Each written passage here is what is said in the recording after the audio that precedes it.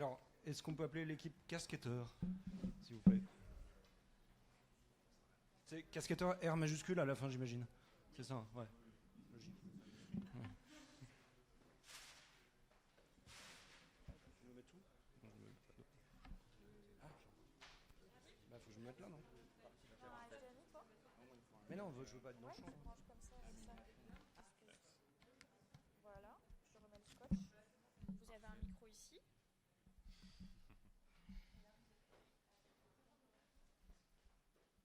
Pas le bon bureau. Est-ce que tu peux le mettre?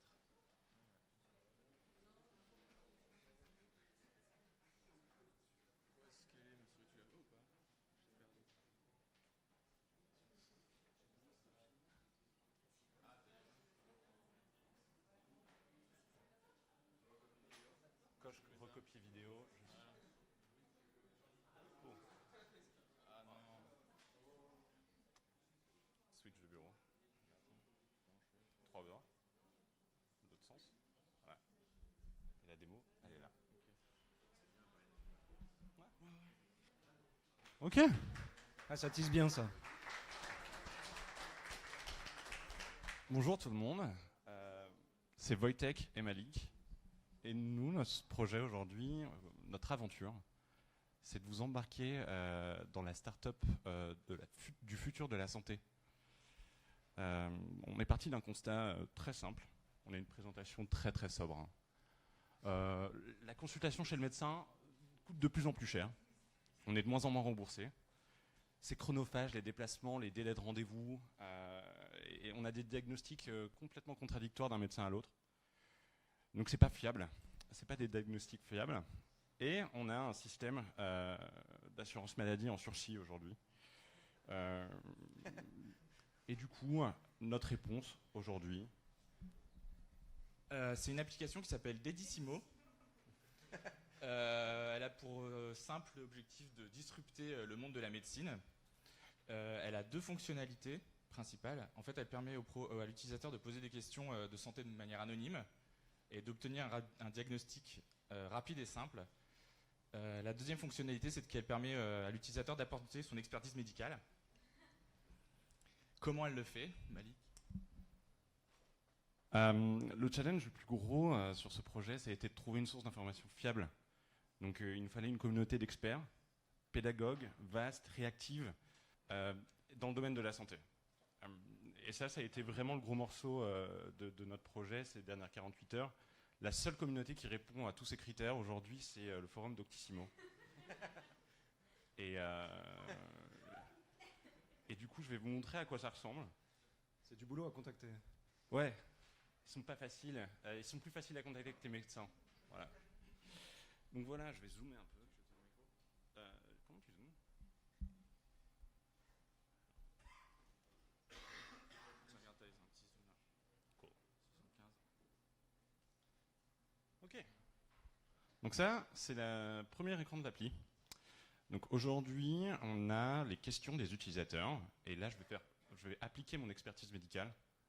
Très simplement, on a simplifié le système de diagnostic au maximum pour que ce soit le plus facile possible d'établir un diagnostic. Un mal de ventre et des crampes intenses, bon, moi il me semble que c'est plutôt bénin. Voilà, donc c'est bénin. Démangeaison du coude, moi mon expérience sur le forum Doctissimo me fait dire que c'est un peu plus grave que ce qu'on pense. On sous-estime souvent les démangeaisons du coude, et du coup là, je pense plutôt pour un cancer. Voilà. Je peux également aussi poser mes propres questions. Donc, en respectant la charte Doctissimo, j'ai mal au bide. Voilà. Je la soumets et immédiatement, il y a toute la communauté qui va voter et qui va déterminer un peu mon diagnostic. Je peux consulter les résultats ici. Donc voilà, on voit que pour le mal au ventre et les crampes intenses, on a 66%, on ne voit pas bien là à l'écran, mais c'est 66% de cancer. On a une marge d'erreur, mais elle est plutôt tolérable, c'est plus fiable qu'un médecin aujourd'hui. Voilà. Alors bien sûr, on ne va pas s'arrêter là, on a des perspectives pour notre application.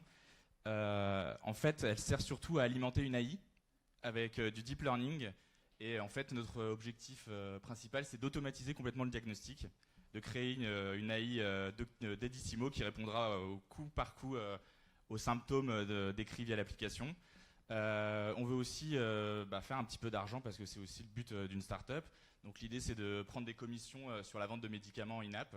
Donc après le diagnostic, vous aurez un écran, c'est dans la V2, un écran qui vous proposera le médicament qu'il faut et on prendra une petite com dessus.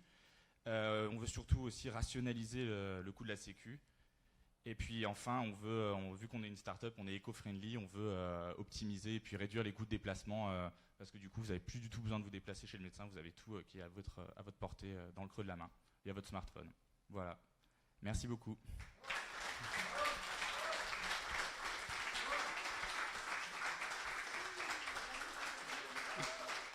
On a envie de vous emmener dans cette aventure avec nous. Merci. Aujourd'hui. Ah, faut que je teste encore, je suis toujours le cobaye. Mais par contre, je suis pas sûr d'avoir un cancer. T'es pas sûr d'avoir un cancer? Justement, je vais le savoir avec vous. Bah, tu peux aussi juste faire preuve de ton expertise médicale. Mais viens le faire à l'écran. Enfin, ça va être... t'as une liste. Voilà. Tu peux absolument aller faire preuve de ton expertise Alors, médicale droite, sur ces cancer, questions. hein, c'est ça? C'est ça, ouais. Ok. Donc là, mal de ventre, crampe, Non, c'est bon ça. c'est pas mal. Ouais, non, ça aussi, c'est bon. Ok. C'est bon. Ouais. Bon, ça aussi. Ok. Ah. C'est peut-être cancer. Ouais. Bien vu.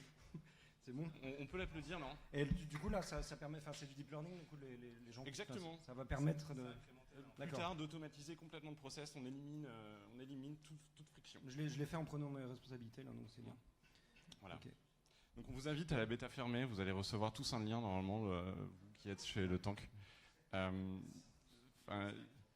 Sur le Slack, on vous balancera tout ça, et bienvenue dans l'aventure avec nous, quoi. Ah, bravo. Et je rappelle qu'en plus, c'était parfaitement dans le thème, parce que le thème c'était swipe et maladie grave, donc vous ne pouvez pas être plus dans le thème. Merci beaucoup.